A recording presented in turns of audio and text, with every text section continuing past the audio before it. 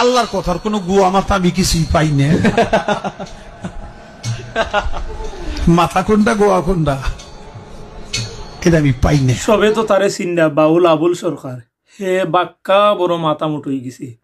মহান আল্লাহ রাব্বুল আলামিনের লইয়া হে বাজে মন্তব্য করছে, কটূক্তি করছে, নিজের খান দিয়ে আপনারা শুনলা। আর এটা বর্তমানে সোশ্যাল মিডিয়ার মাঝে খুব বেশি ভাইরাল।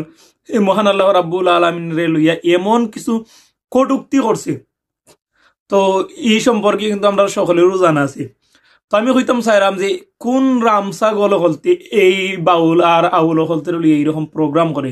কারণ যে জায়গার মাঝে এই বাউল বা আউল হলতে এইরকম প্রোগ্রাম কইরা এইরকম বাজে মন্তব্য করে, সেই জায়গার মাঝে কিন্তু একটা মুসলমানের বাচ্চা নাইনি যে পায়ের স্যান্ডেল কুল্লা বালা করি তারে বাদাম দিত। কারণ মাইকা তলিয়া কিতা হয় না হয় হে নিজেও জানে না। আর কিছু মুসলমান নামদারি মুনাফিক হল সামনে তাইকা দেখা তার লগে লগে ঠিক বেঠিক কয়।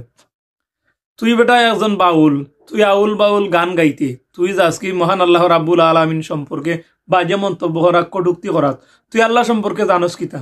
হ্যাঁ, তুই আসো যে জগতের মাঝে, এই পাপের রাজ্যের মাঝে, সেই পাপের রাজ্যের মাঝে তাইকা তুই জেতা মনে হতা কর। তুই পাপের রাজ্যের মাঝে গুনাহ করতে করতে জাহান্নামে জাগি, খের কিচ্ছু যায় আসে না। কিন্তু ইসলাম লইয়া, মহান আল্লাহ রাব্বুল আলামিন লইয়া অথবা রাসূল পাক সাল্লাল্লাহু আলাইহি সাল্লাম লইয়া যদি কোনো বাজে মন্তব্য করস, বাংলার মুসলমান হল তোরে সহজে ছাড় দিব পাবলিকলা। তো আমার এই ভিডিওর মাধ্যমে আবদার থাকবো যে এইরকম বাউল একটা দুইটারে যদি প্রশাসনের গেছে দিয়া ইতারে ফাঁসির কাস্টে ঝুলানি যায়, তখন দেখা যাইব যে ভবিষ্যতে কোনো আউল বাউল হল এইরকম যাত্রা পালা করতো না বা এই ফালা গানের আসর করতো না। করলেও তারা মুখে দিয়ে যায় তা করার সাহস পাইতো না। কারণ বাংলার জমিনও তাইকিয়া মুসলমান এই রাজ্যের মাঝে তাইকিয়া তারা যা মন চায় তা করে, আর আমরাও খুব সহজে ছাড় দিলাম।